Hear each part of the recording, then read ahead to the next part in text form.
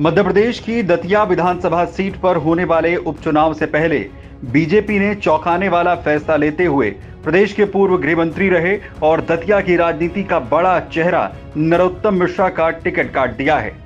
आपको बताएं कि पार्टी की तरफ से आशुतोष तिवारी को दतिया पर होने वाले उपचुनाव में उम्मीदवार के तौर पर मौका दिया गया है। इसके बाद सवाल उठ रहा है कि आखिर क्यों नरोत्तम मिश्रा के टिकट को काटा गया और क्या इसके पीछे बीजेपी की कोई बड़ी रणनीति है।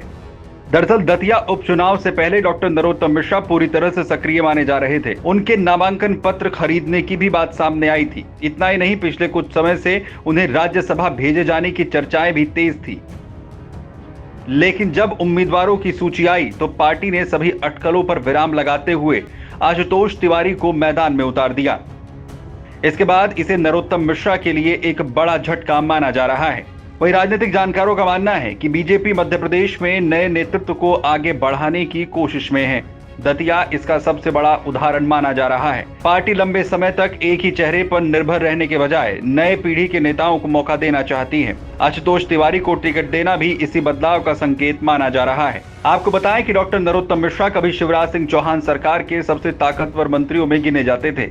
2008, 2013 और 2018 में लगातार चुनाव को जीतकर उन्होंने दतिया में मजबूत राजनीतिक पकड़ बनाई।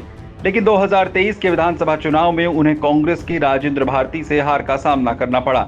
माना जा रहा है कि इसी हार के बाद पार्टी ने दतिया की पूरी चुनावी रणनीति में बड़ा परिवर्तन किया है। इसके अलावा लंबे समय तक एक ही चेहरे के साथ चुनाव लड़ने की वजह से एंटी इनकम्बेंसी का असर भी दतिया में नजर आ रहा था और इसीलिए पार्टी को बदलाव की जरूरत महसूस हुई।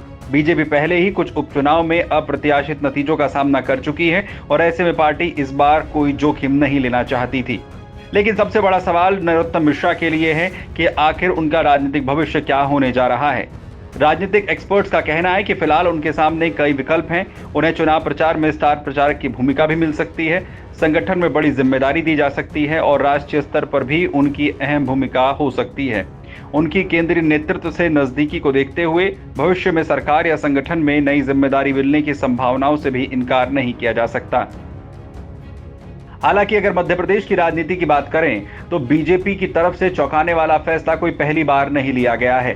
प्रदेश में जब मुख्यमंत्री के तौर पर नया नाम सामने आया था उस वक्त भी मोहन यादव के नाम ने सभी को चौंकाया था और अब जब टिकट वितरण की बारी दतिया उपचुनाव को लेकर आई तो नरोत्तम मिश्रा के नाम को हटाकर नए नाम को मैदान में उतारना बीजेपी की चुनावी रणनीति का हिस्सा नजर आता है। लेकिन सबसे बड़ा सवाल यह है कि क्या नरोत्तम मिश्रा के लिए भविष्य में बीजेपी किसी बड़े रोल की तैयारी में है। आखिर इसके पीछे रणनीति क्या है और इसके पीछे वजह क्या है, ये साफ नहीं है। वहीं उनके समर्थक इस वक्त गंभीर सवाल पूछते हुए नजर आ रहे हैं। Video desk, Amar Ujala. अगर आप ये वीडियो YouTube पर देख रहे हैं तो हमारे चैनल को सब्सक्राइब कर बेल आइकन दबाएं और Facebook पर देख रहे हैं तो हमारे पेज को लाइक करें।